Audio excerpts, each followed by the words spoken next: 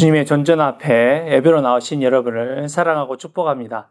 시간이 되었으므로 6월 28일 주일 예배를 드리도록 하겠습니다. 묵도하시겠습니다. 내 영혼아 여호와를 송축하라. 내 속에 있는 것들아 다 그의 거룩한 이름을 송축하라. 존귀하시고 영화로우신 하나님 아버지, 신령과 진정으로 예배합니다. 예배의 부르심 앞에 나온 저희를 웃을초로 정결케 하시고 환희와 감격으로 저희를 인도하여 주시옵소서. 날마다 예배에 감격이 있게 하시고 오늘 드리는 예배도 주님을 송축하는 시간, 참여하는 시간, 변화되는 시간 되게 하여 주시옵소서. 예수님 이름으로 기도드렸습니다. 아멘.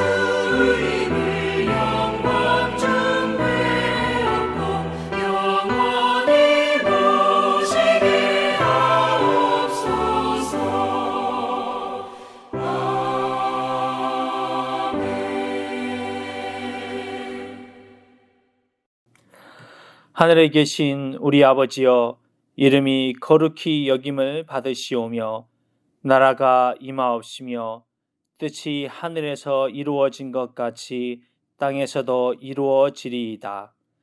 오늘날 우리에게 일용할 양식을 주옵시고 우리가 우리에게 죄 지은 자를 사하여 준 것 같이 우리의 죄를 사하여 주옵시고 우리를 시험에 들게 하지 마옵시고 다만 악에서 구하옵소서. 대개 나라와 권세와 영광이 아버지께 영원히 있사옵나이다. 아멘. 이번 주 교회 소식 알려드리도록 하겠습니다. 코로나 바이러스 사태가 완화되고 있지 않습니다. 이럴 때일수록 하나님 앞에 나와서 기도에 힘써야 할 것 같습니다. 매일 10분 이상씩 나라를 위해서, 교회를 위해서, 가정을 위해서 기도해 주시길 바랍니다. 또한 수요일 저녁에 줌을 통해서 저희가 함께 모여서 교회와 또 성도님들을 위해서 중보하는 시간을 가지고 있습니다. 함께 참여하셔서 은혜 받으시길 바랍니다. 성경 공부와 친교는 코로나 바이러스로 인해서 잠정적으로 중단하도록 하겠습니다. 인터넷 동영상으로 제공되는 성경 공부에 꼭 참여해 주시길 바랍니다. 운영위원회에서 이건설 전도사의 목사 안수에 대해서 의견을 교인 협의회에 상정하여서 오늘 예배 후에 임시 교인 협의회를 개최함을 공고합니다. 선교가 진행 중인 로마서를 함께 묵상하시고 좀 더 깊은 공부를 할 수 있도록 로마서 묵상 교실을 줌을 통해서 진행하려 합니다. 목요일 오전반과 목요일 오후반을 열려고 하는데 참여 여부를 목사님에게 카톡으로 알려주시면 시간을 정해서 진행하도록 하겠습니다.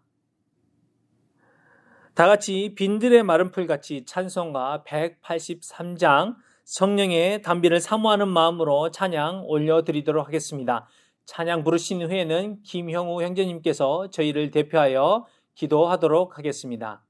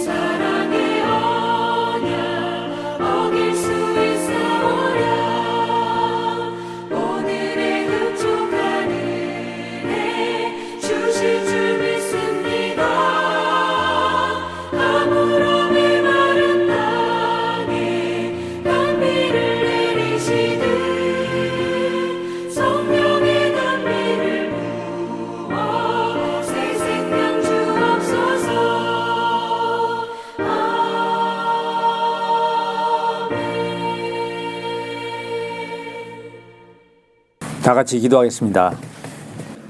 살아계셔서 오늘도 역사하시는 하나님 아버지, 귀한 주일을 허락하시어 이렇게 예배할 수 있게 해주심에 감사드립니다. 오늘 저희가 올려드리는 이 예배를 기쁘게 받으시기를 간절히 소망합니다.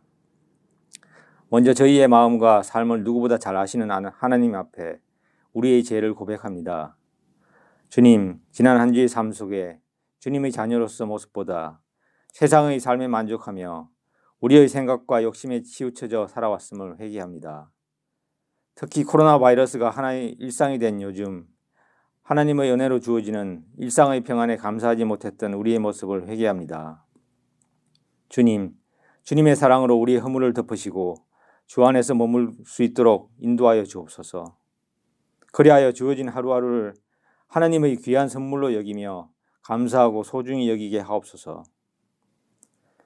코로나 바이러스의 두려움과 공포 가운데 주님의 위로를 구하며 기도합니다.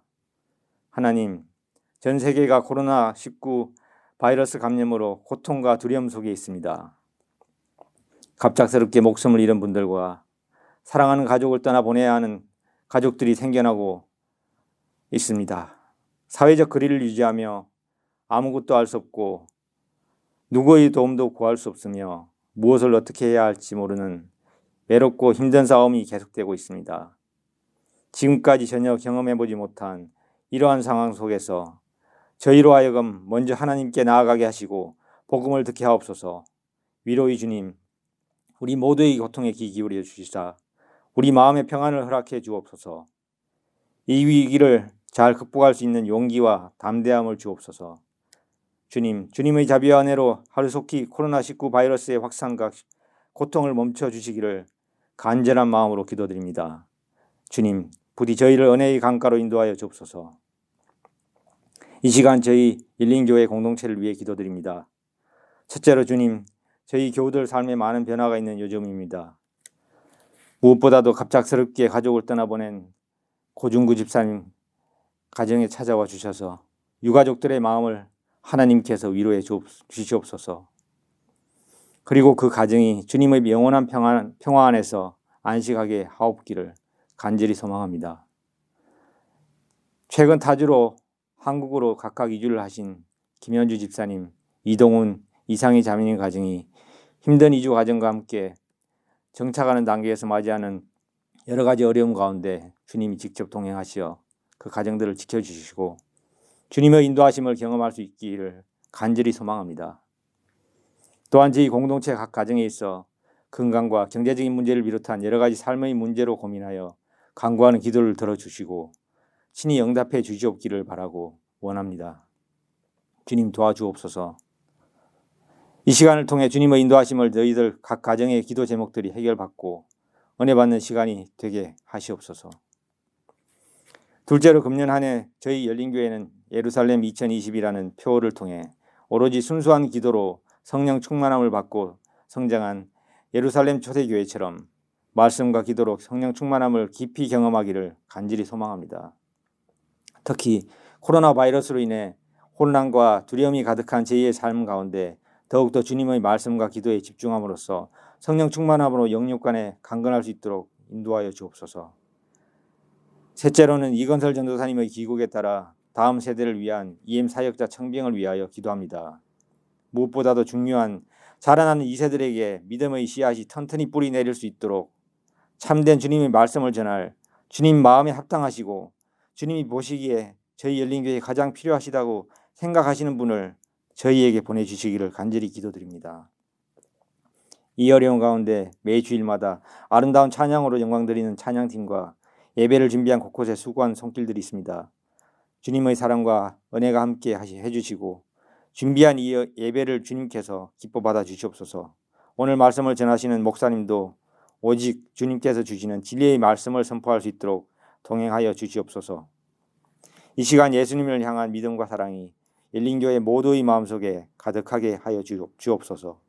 예수님의 이름으로 기도하옵나이다. 아멘.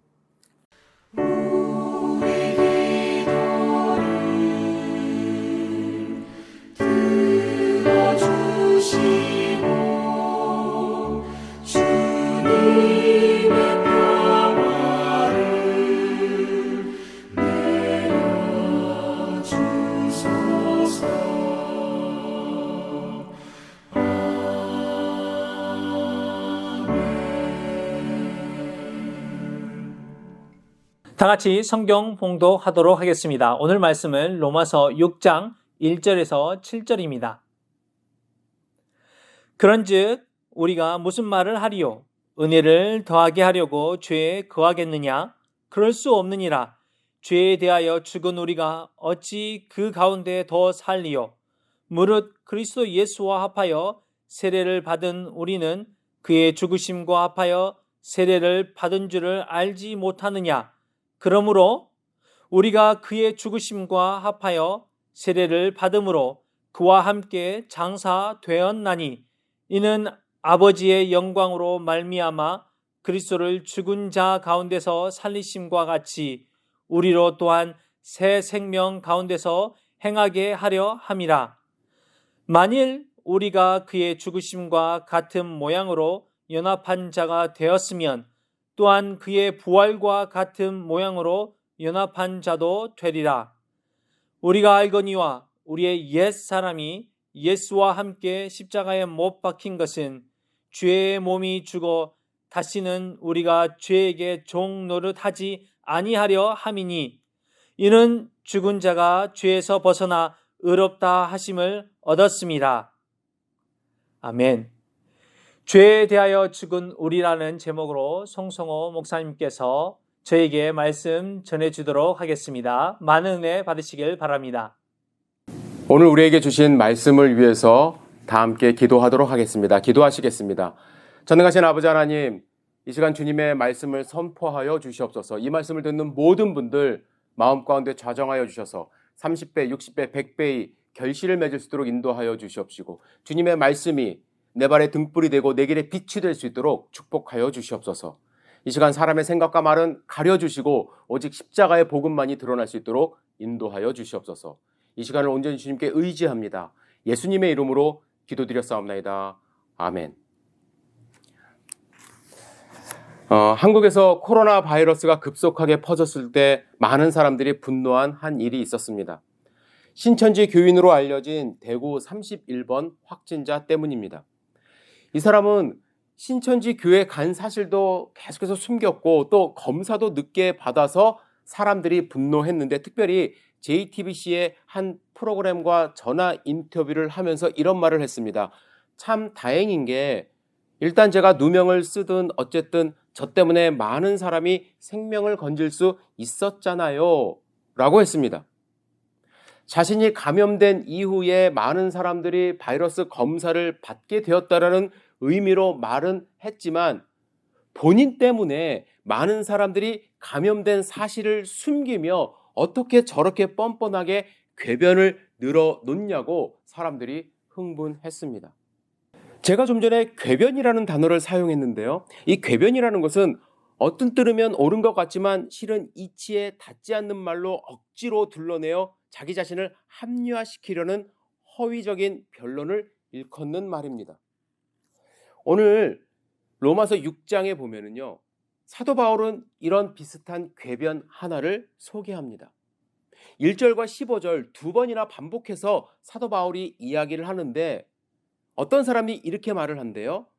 은혜를 더 크게 느끼려면 죄를 계속해서 짓는 것이 낫지 않습니까? 라고 말을 한다는 것이죠. 하나님의 은혜를 더 크게 느끼기 위해서 우리는 더 계속 죄를 지어야 하겠네요 라고 말을 한다는 거예요.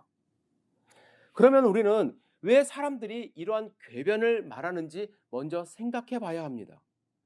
바울은 율법으로는 의롭다 하심을 얻을 수 없고 우리는 믿음으로 구원을 얻을 수 있다고 강하게 말하고 전파하고 있습니다. 그런데 이러한 주장은요, 유대교의 율법주의자들에게는 상당히 거슬리는 주장입니다. 그들은 대대로부터 할례와 율법을 지키며 의로운 하나님의 백성이라고 생각하며 살아왔는데, 갑자기 이 바울이라는 사람이 등장해서 이방 사람들도 할례 받지 않은 사람들도 믿음으로 구원받아 하나님의 백성이 될 수 있다고 강조하는 것이 마음에 들지 않았습니다.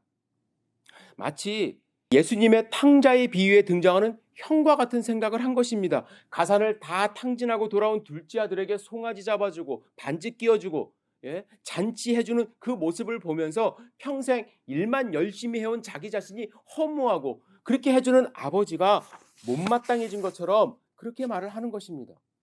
바울이 믿음으로 구원을 얻을 수 있다는 주장에 대해서 유대인들은 그러면 하나님의 은혜를 제대로 경험하려면 그냥 죄에 푹 빠져 있다가 나중에 죽기 전에 구원을 받으면 얼마나 그 은혜가 크겠습니까? 라고 비꼬면서 말하는 거예요. 예수님의 예화에는 이런 말은 없지만 마치 형이 이렇게 이야기하는 것입니다. 내가 동생처럼 아버지의 사랑을 더 크게 깨닫기 위해서라도 나도 지금 당장 짐 싸서 나가서 다 탕진하고 돌아와야지. 그러면 죄를 경험했기 때문에 아버지가 받아주는 그 사랑이 얼마나 더 클까라고 생각하며 집을 나가겠다고 이야기하는 것입니다. 이런 주장에 대해서 바울은 말도 안 된다고 일축하면서 2절에 결론적으로 이렇게 말합니다. 같이 읽겠습니다. 그럴 수 없느니라. 죄에 대하여 죽은 우리가 어찌 그 가운데 더 살리요. 바울은 우리가 결코 그렇게 할 수 없다고 말하는데, 그 이유는 죄에 대하여 우리가 죽었기 때문에 더 이상 그 가운데, 죄 가운데 살 수 없다는 이야기입니다. 저는 오늘 여러분과 함께 죄에 대하여 죽었다는 것이 어떤 의미가 있는지 생각해 보기를 원하는데, 그 전에 성경에서 말씀하시는 이 죄 먼저 좀 정리하고 넘어갔으면 좋겠습니다. 성경에서 말씀하시는 죄 크게 세 가지를 발견할 수 있습니다. 첫 번째, 불법이 죄래요. 요한일서 3장 4절 함께 읽겠습니다. 시작. 죄를 짓는 자마다 불법을 행하나니 죄는 불법이라. 우리는 흔히 이렇게 알고 있어요. 불법적인 것 죄라고, 법을 어기는 것. 그런데 여기서 불법이라는 단어를 좀 잘 살펴봐야 합니다. 우리말로는 불법이라는 단어로 번역을 했지만 헬라어로 이 단어는 아노미입니다. 아노미.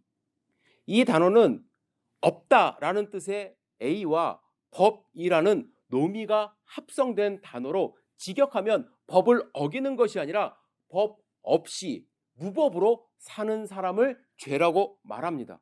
그런데 퀘스천이 들죠? 아니, 왜 무법이 죄입니까? 법 없이 살면 더 좋은 것 아닙니까? 라고 생각할 수 있어요.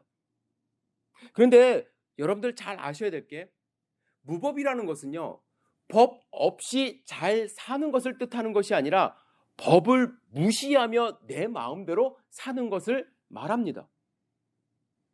무법천지라는 말 여러분들 아시죠? 무법천지. 이 말은 법이 없을 정도로 좋은 천지, 하늘과 땅이 아니라 법을 무시하며 내 마음대로 살아갈 때에 일어나는 혼동 상태를 표현할 때 사용하는 말입니다. 따라서 불법이 죄라는 것은, 무법이 죄라는 것은 하나님이 정하신 법이 이미 있는데 그 법을 무시하며 내 마음대로 살아가는 것, 그것이 하나님의 법을 어기며 내 뜻대로 살아가는 것이 죄라고 말씀하는 것이죠. 하나님을 믿지 않는 사람에게도 조차 하나님이 주시는 양심이라는 것이 있는데 그 양심을 버리고 내가 하고 싶은 대로 살인을 하거나 도적질을 하거나 사회의 질서를 무너뜨리는 것, 그것이 죄라고 말씀하는 것입니다. 두 번째로, 죄는 선을 행할 줄 알면서도 하지 않는 것이 죄래요. 야고보서 4장 17절 함께 읽겠습니다. 시작. 그러므로 사람이 선을 행할 줄 알고도 행하지 않으면 죄니라. 본문에서 선을 행한다는 것, 우리는 이렇게 생각하죠. 남을 도와주는 것. 급한 사람이 있으면 주변에 선한 사마리아인이 그랬던 것처럼 죽어가는 사람이 있으면 그에게 도움을 주는 것. 그것도 선을 행하는 것이지만 오늘 본문에서 앞뒤 문맥을 보면은 좀 더 포괄적인 의미가 있습니다. 야고보는 이 본문 앞에 한 예를 듭니다. 어떻게 말씀하냐면, 들으라, 너희 중에 말하기를 오늘이나 내일이나 우리가 어떤 도시에 가서 거기서 1년을 머물며 장사하며 이익을 보리라 하는 자들아. 이런 자들에게 지금 얘기하는 거예요. 근데 여러분들 잘 보세요. 이 사람의 죄가 보이나요? 우리의 미래를 계획하는 것, 또 장사를 통해서 이익을 보는 것, 언뜻 보면 죄처럼 보이지 않습니다. 그런데 야고보는 이렇게 생각하는 사람의 중심에는 자신의 삶의 주인이 자신이라고 생각한다는 거예요. 그러면서 우리가 마땅히 해야 할 선에 대해서 이야기를 하는데 뭐라고 말씀하냐면, 주님께서 원하시면 우리가 살 것이며 이런저런 일을 할 것이다라고 말하는 것이 선이라는 거예요. 주님께서 원하시면 하는 것, 주님께서 하라고 하시면 하는 것이 선인데 그것이 선인 줄 알면서 하지 않는 것이 죄라는 것이죠. 주님이 사람을 도와주라고 하면 그것이 선이라고 생각하고 도와줘야 되고, 주님이 여기에 1년 머물라고 말씀하시면 그것이 선인 줄 알고 머무르고, 내가 미래를 계획해야 되는데 그것 다 무시하고 내 마음대로 삶을 계획하는 것, 그것이 죄라고 말씀하는 것입니다. 세 번째로, 믿음으로 하지 않는 것이 죄라고 말씀합니다. 로마서 14장 23절 읽어드리겠습니다. 의심하고 먹는 자는 정죄되었나니 이는 믿음을 따라하지 아니하였기 때문이라. 믿음을 따라하지 않는 것이 다 죄니라. 여러분, 로마 교회 안에 문제가 있었습니다. 어떤 문제냐면 고기를 먹느냐 마느냐. 우리가 지금 매일 성경 묵상을 하고 있는데 고린도 교회도 동일한 문제가 있었습니다. 왜냐하면 당시 시중에 유통되는 고기는 대부분 이방 신전에 한번 들어갔다 나온 거예요. 거기에 올라갔다 나온 고기들이 시중에 유통이 됩니다. 그래서 그 제단에 올라갔던 것에 대해서 그 신전 자체를 무시하고 그 이방신의 존재를 아예 무시하는 사람들, 믿음이 좋은 사람들이죠. 하나님만 생각하는 사람들, 그런 사람들은 오히려 고기를 먹습니다. 별거 아니라고 생각을 하고. 그런데 얼마 전까지 심각하게 우상을 숭배했던 사람들은 못 먹는 거예요, 오히려. 그게 생각이 나고 또 자기가 했던 일들이 기억이 나니까. 바울은 하나님이 주신 거기 때문에 상관없이 자기는 먹을 수 있다고 말을 합니다. 하지만 다른 사람들이, 믿음이 없는 사람들이 내가 고기 먹는 것을 보고 실족하면은 안 되기 때문에 고기 먹는 것을 그만두겠다고 고린도전서에서는 그렇게 말을 합니다. 근데 사실 이 문제에 대한 객관적인 먹어라 마라 이런 정답은 없습니다. 두 가지 가이드라인만 있습니다. 첫째는 다른 사람을 배려해야 된다는 가이드라인이에요. 내가 같이 식사를 할 때 내가 먹는 사람 모습을 보면서 불편해하거나 실족해야 하는 사람이 한 명이라도 있으면 내가 먹지 말아야 된다는 거예요. 그리고 둘째는 믿음을 따라 행해야 된다는 것이죠. 여기서 믿음이라는 것은 하나님이 주시는 마음이에요. 어떤 사람에게는요, 전혀 거리낌 없는 일이 될 수도 있습니다. 하지만 어떤 사람에게는 하나님이 막는 경우가 있어요. 먹으면 안 된다. 그런 경우에는 하나님이 주시는 그 마음을 거스르는 것이 죄라는 것이죠. 어떤 분에게는 스포츠를 관람하는 것이 여가선용입니다. 취미생활일 수 있어요. 하지만 스포츠 도박을 했던 사람들에게는 관람하는 것조차 다시 죄에 빠질 수 있기 때문에 하나님은 그 관람하는 것을 막으십니다. 하지 말라고 하십니다. 각자의 상황에 따라서 같은 스포츠를 보면서 하나님이 다르게 말씀하실 수 있어요. 믿음에 따라서. 그런데 저 사람은 보니까 나도 괜찮을 거야 라고 생각하면서 관람을 하면은 나에게 다시 죄에 빠질 수 있는 가능성을 여는 것이기 때문에 그것이 죄라는 것이죠. 지금까지 저는 그 외에도 많긴 하지만 성경에서 말씀하시는 죄에 대해서 살펴보았습니다. 우리는 하나님의 법을 따라야 돼요. 무법천지를 만들어서는 안 됩니다. 우리의 인생은 내가 주인이 아니라 하나님이 주인이라는 생각으로 그 선한 행동을 하면서 살아야만 합니다. 하나님이 하지 말라는 것, 우리 마음 가운데 믿음으로 주시는 것 하지 말아야 돼요. 이러한 것들에 대해서 우리는 죽은 사람이에요. 우리는 하지 말아야 되는 사람입니다. 바울은 우리가 죄에 대해서 죽은 사람이라는 것을 두 가지 중요한 사건으로 우리에게 설명하고 있어요. 첫 번째, 우리는 침례받은 사람이라는 거예요. 여러분, 침례가 어떤 의미가 있습니까? 여러 가지 의미가 있지만 침례라는 것은 새롭게 태어나 새 생명을 얻었다는 믿음을 표현하는 의식 아닙니까? 새롭게 태어났다는 것은 과거의 죄로부터 새롭게 태어난 것입니다. 우리는 침례받을 때 뒤로 누워서 물에 들어갔다 나옵니다. 사실 물에 들어가는 거는 앞으로 들어가도 되고 이렇게 옆으로 들어가도 큰 차이는 없을 수 있지만 왜 이렇게 확실하게 뒤로 들어가냐 하면 나의 죄가 죽었음을 표현하기 때문에 그렇습니다. 그런데 중요한 것은요, 물에 들어갔기 때문에 침례를 받았기 때문에 내 죄가 죽은 것이 아니에요. 나의 죄가 죽었다는 확신. 그래서 하나님은 더 이상 내 죄를 보지 않는다는 믿음. 나는 믿음으로 하나님의 자녀가 되었다는 확신을 갖고 침례를 받는 것입니다. 그래서 침례 혹은 세례가 하나님의 자녀 되었다는 확신으로 받는 것이기 때문에 끌려서 의무감에 받는 것이 아니기 때문에 더더욱 죄에 대해서 죽었다는 사실을 인식하면서 살아야 되는 것입니다. 침례를 받으신 분들, 세례를 받으신 분들은 그 믿음을 고백한 거예요. 그런데 은혜를 더 느끼기 위해서 죄 가운데 있겠다는 궤변, 이것은 우리에게 있을 수 없다는 것이죠. 왜? 우리는 이미 죄에 대해서 죽었기 때문에.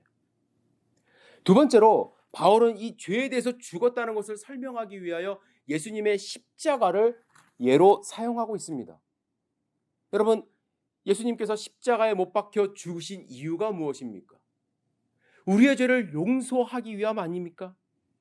그것이 어떻게 가능하게 되었나요? 바울은 6절에 이렇게 설명합니다. 우리의 옛사람이 예수와 함께 십자가에 못 박힌 것은, 즉 우리의 죄는, 옛사람은 우리가 예수 그리스도를 믿을 때 단순히 역사적인 예수님을 아는 것이 아니라 하나님이신 예수 그리스도께서 나를 대신하여 십자가 형벌을 받으신 것을 믿는 거기 때문에 나의 과거, 나의 죄가 예수님과 함께 십자가에 죽었다는 것이에요.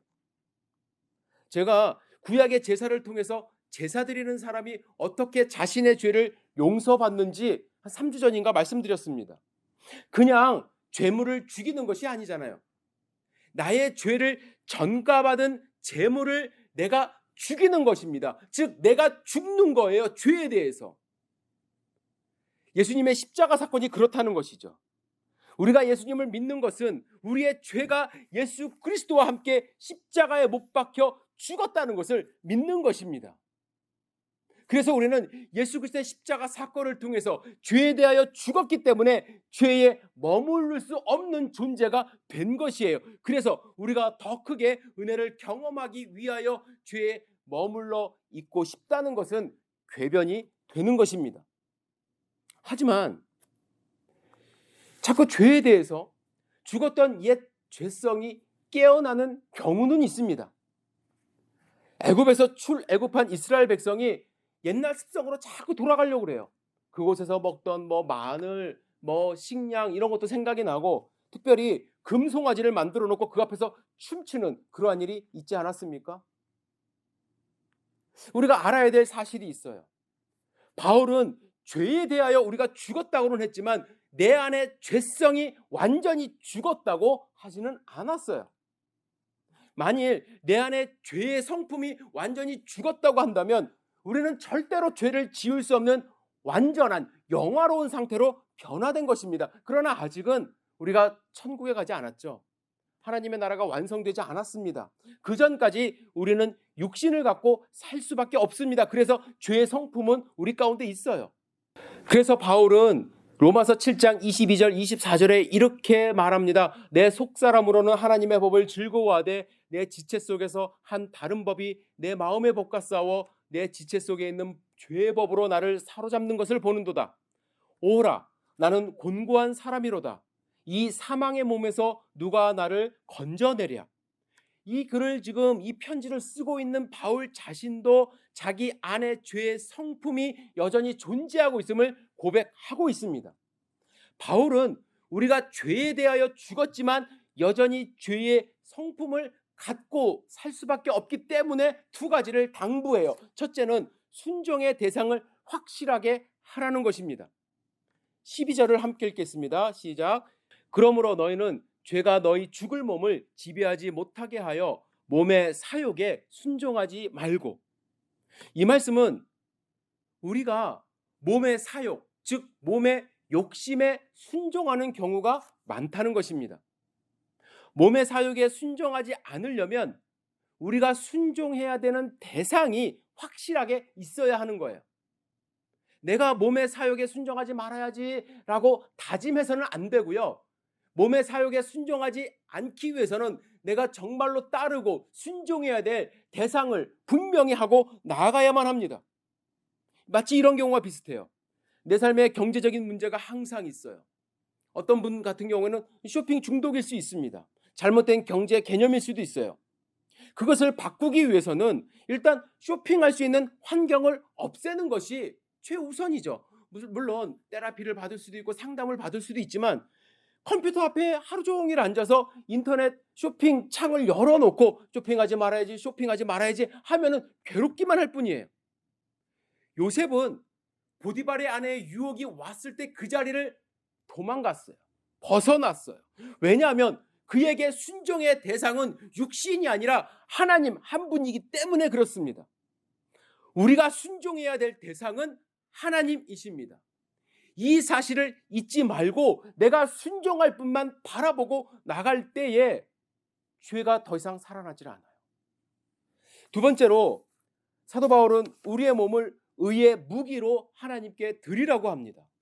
13절을 함께 읽겠습니다. 또한 너희 지체를 불의의 무기로 죄에게 내어주지 말고 오직 너희 자신을 죽은 자 가운데서 다시 살아난 자 같이 하나님께 드리며 너희 지체를 의의 무기로 하나님께 드리라. 바울은 너희 몸을 의롭게 하나님께 드리라고 하지 않고 13절에서 특별히 의의 무기로 드리라고 합니다. 왜 바울은 의의 무기라는 단어를 사용했을까요? 여러분, 우리 몸이요, 무기가 되지 않으면 영적 전쟁에서 내 몸이 죄에 빼앗기기 때문에 그렇습니다. 내 몸이 죄에게 빼앗기지 않기 위해서, 내 안에서 죄의 성품이 다시 살아나지 않기 위해서 내 몸을 무기로 만들어야만 합니다. 무기 만드는 과정을 잠시 생각해 보시기 바랍니다. 지금이야 공장에서 뭐 설계를 잘해서 이제 설계를 아주 정밀하게 해야겠죠. 잘해서 이렇게 찍어내듯이 만들 수 있지만 과거에는요, 좋은 칼을 만들기 위해서는 수없이 담금질을 하고 망치로 두들겨야 되고 불에 넣어야만 합니다. 나를 갈아야 되고 또 순간순간에 삐뚤어지지 않도록 최선을 다해서 만들어야만 좋은 칼이 탄생을 합니다. 우리가 의의 무기로 하나님께 드려지기 위해서는 하루아침에 되는 것이 아닙니다.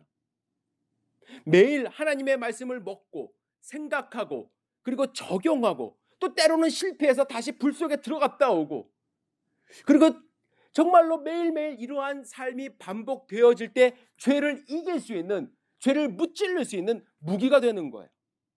그리고 이 의의 무기는 내가 사용하는 것이 아니래요. 하나님께 드려지는 무기가 될 때에 제대로 사용될 수 있는 것입니다. 아무리 이 무기를 날카롭게 만들어도 누구 손에 쥐어지는지가 중요한데 내가 나의 주인이 되어 내가 이 무기를 사용하는 것이 아니라 전능하신 하나님 앞에 드려져 하나님이 나의 무기를 사용하실 때 우리는 비로소 영적 전쟁에서 승리할 수 있고 내 몸을 하나님 앞에 의의 무기로, 의의 거룩한 산제사로 드릴 수 있게 되는 것입니다. 히말라야 고산족들에게는 이 양을 매매할 때 그 가격을 산출하는 독특한 방법이 있다고 합니다. 여러분 같으면 양을 매매할 때 어떻게 그 값을 정하게 했습니까? 어떤 분은 뭐 수컷이냐 암컷이냐를 따지기도 하고 또 연도수를 따지기도 하고 또 무게를 따져서 값을 매기려고 할 것입니다. 그런데 그들은 독특한 방법을 사용하는데 그 방법이 뭐냐면 양의 성질을 따라서 값을 매긴다고 합니다. 고산지대에 사는 사람들은 보통 3,000m, 4,000m, 5,000m까지도 이 고산지대에 사는데 이 양의 성질을 어떻게 테스트하냐면 양을 끌고 와서 가파른 언덕에 그냥 풀어놓는데요. 그러면 양이 어떤 양은 가파른 언덕을 찾아 올라가면서 틈새에 풀을 뜯어먹는 상향성 양이 있고요. 이 양이 값이 비싸대요. 그런데 양을 끌고 왔는데 산 비탈길로 내려가면서 그 앞에 있는 풀들을 뜯어먹고 또 결국에는 저 밑으로 내려가는 그러한 하향성 양이 있는데 그 양은 값이 절반으로 뚝 떨어진다고 합니다. 왜 이렇게 차이가 나냐 하면 상향성 양은 지금은 힘들어요. 양들도 올라가는 것이 쉽지 않대요. 올라가는 것이 쉽지 않지만 계속해서 위를 바라보면서 조금씩 올라가면 결국에는 무궁무진한 초장을 향해서 나아갈 수 있는데 하향성 양은 눈에 있는 편리한 길을 찾아서 내려가다 보면 결국에는 계곡을 따라 내려가고 계곡을 따라 내려가면 길을 잃어버리고 굶어 죽는다는 거예요. 그래서 지금은 편안하지만 죽는 길을 따라가는 그 하향성 양보다 지금은 고달프지만 사는 길을 찾아가는 상향성 양을 훨씬 더 값을 많이 쳐준다고 이야기를 합니다. 내 자신을 의의 무기로 만드는 것은 내 본성을 거스르는 일입니다. 하나님의 뜻을 따라서 위를 보고 가는 일이기 때문에 쉬운 일은 아닙니다. 본성대로 사는 것이 지금 당장은 쉽고 편안한 일일 수 있습니다. 하지만 우리는 내 눈앞에 보이는 이 생의 삶이 전부가 아니고 예수님이 다시 오실 때 완전한 몸으로 부활하여 하나님과 영원한 삶을 살 것을 알기 때문에 죄에 대하여 죽는 삶을 살아야 돼요. 그리고 내 몸을 틈틈이 매일매일 의의 무기로 만들어 하나님 앞에 드리는 삶으로 하나님께 영광을 올리는 삶을 살아야 합니다. 여러분들에게 부탁드립니다. 우리는 죄에 대하여 죽은 사람입니다. 그리고 의의 무기로 되어서 하나님께 드려지는 삶을 살아야 합니다. 다음 일주일 동안, 우리 일주일 동안 세상 가운데 살면서 어떻게 죄에 대해서 죽고 의의 무기로 하나님 앞에 내 삶이 드려질지 고민하시고 실천하시고, 그래서 하나님의 말씀을 내 마음 가운데 품고 그 말씀이 살아 움직여 하나님이 기뻐하시고 하나님의 영광이 되는 귀한 삶 살기를 주님의 이름으로 간절히 축복합니다. 기도하시겠습니다. 사랑과 은혜가 충만하신 아버지 하나님, 주님의 음성을 들었습니다. 우리는 예수 그리스도의 십자가 사역으로, 그리고 우리의 믿음의 고백을 통해서 죄에 대하여 죽은 하나님의 자녀임을 고백합니다. 하나님의 은혜를 더 얻고자 죄 가운데 머물러 살자는 궤변을 우리 입술에서 하지 않도록 인도하여 주시옵시고, 오로지 의의 무기로 하나님 앞에 드리는 삶을 살 수 있도록 주여 인도하여 주시옵소서. 우리 성도님들의 삶을 주님 지켜주셔서 정말 세상 가운데 일주일 살아갈 때에 하나님 말씀을 마음 가운데 담고 하나님을 위하여 하나님을 영화롭게 하는 귀한 삶 살 수 있도록 주여 축복하여 주시옵소서. 주님께 감사와 찬송과 영광을 올려드립니다. 하루하루 힘든 그러한 일이 있지만 주님께서 우리에게 기쁨을 허락하여 주시옵소서. 예수님의 이름으로 감사하며 기도드렸사옵나이다. 아멘. 이 시간 우리의 찬송가 538장 죄짐을 지고서 곤하거든 함께 찬양을 올리신 후에 축도로 예배를 마치도록 하겠습니다.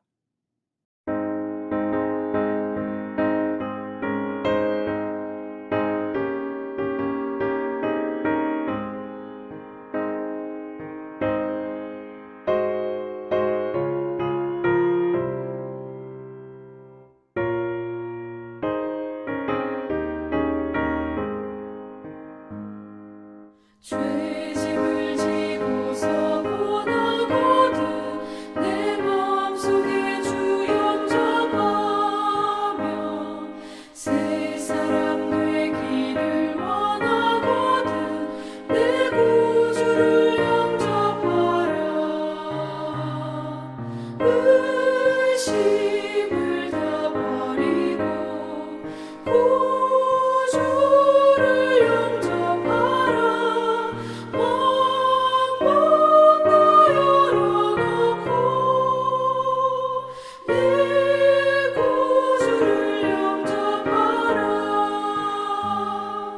정결케 되기를 원하거든 내 마음속에 주 영접하며 생명수 마시기 원하거든 내 구주를 영접하라.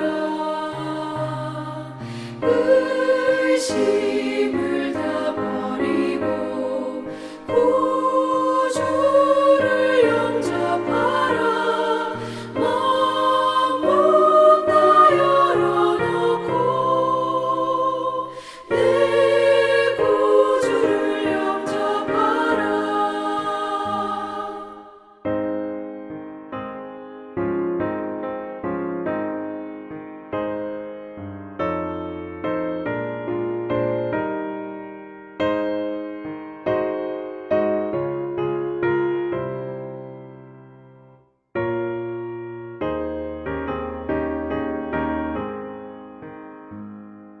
신실한 친구를 원하거든 내 마음속에 주 영접하며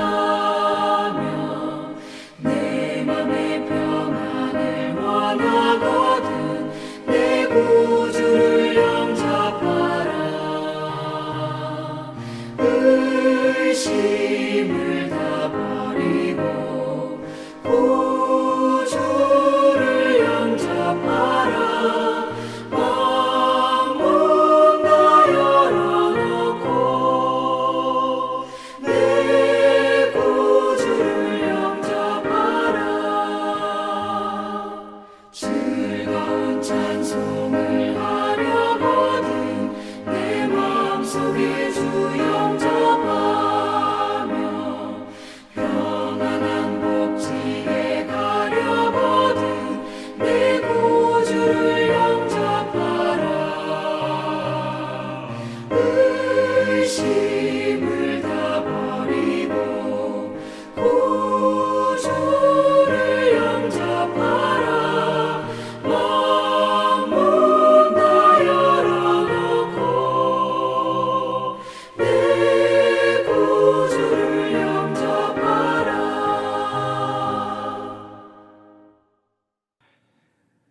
지금은 우리 구주 예수 그리스도의 무한하신 은혜와 하나님 아버지의 놀라우신 사랑과 성령 하나님의 보호, 교통, 감동, 충만하심이 거룩한 주일 주님께 찬양하고 경배하고 또한 주님이 주시는 말씀으로 도전받는 하나님의 권속들 머리머리 위에 지금부터 영원까지 함께 하시기를 주님의 이름으로 간절히 축원하옵나이다. 아멘.